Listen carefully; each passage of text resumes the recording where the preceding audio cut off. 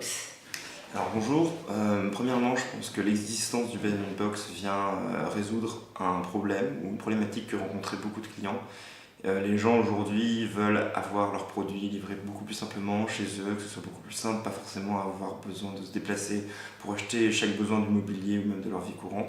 Donc le Bed Box en fait a complètement émergé en réponse à ce besoin-là, savoir que des gens ont besoin de recevoir un matelas chez eux et pouvoir l'essayer facilement sans avoir à faire le chemin de croix de se déplacer en magasin. Les marques emblématiques ont tardé à venir sur ce marché, mais elles proposent désormais ce produit avec cependant des offres en plus comme le sommeil en kit ou le choix de la fermeté du matelas.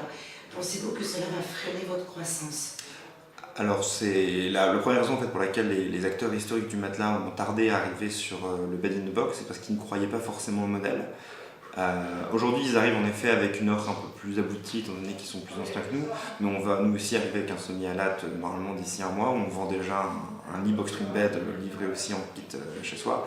En revanche sur le choix de la fermeté des matelas, c'est pas forcément une direction qu'on veut prendre parce qu'on considère qu'elle va un peu à contre-courant de ce qu'on offre. Nous on veut vraiment offrir une offre simple, clarifiée, avec un matelas qui convient au plus grand nombre, attention pas à tous, et c'est ça l'idée. Donc on va peut-être élargir les gammes mais sans proposer un produit trop complexe. Nombreux consommateurs pensent que l'universalité ne convient pas à tout le monde. Est-ce le cas? Pensez-vous faire évoluer votre offre?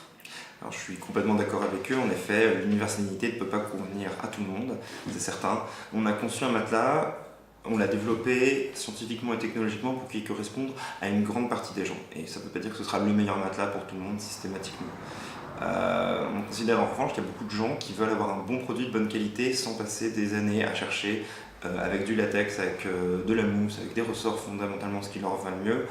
Surtout que le modèle de test est très compliqué. C'est très compliqué de savoir quelle avis on peut se faire sur un matelas dans un magasin, avec ses chaussures, avec ses baskets, allongé pendant 30 secondes en plein milieu d'une journée. Donc, en effet, on ne pense pas que notre matelas aille à tous. En revanche, on invite les gens à le tester sans risque.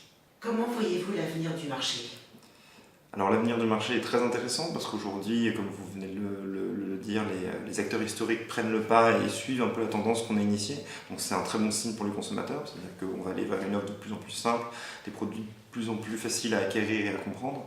Le marché sur Internet va continuer à grossir, on est là principalement, mais il atteindra maximum 20%, donc le double de ce qu'il fait aujourd'hui. Les gens auront quand même, et c'est normal, beaucoup besoin de tester leurs produits physiquement, de l'essayer. Donc le marché va évoluer sur Internet, mais Internet ne surpassera jamais, en tout cas pas pour les 10 prochaines années, le marché du hors ligne.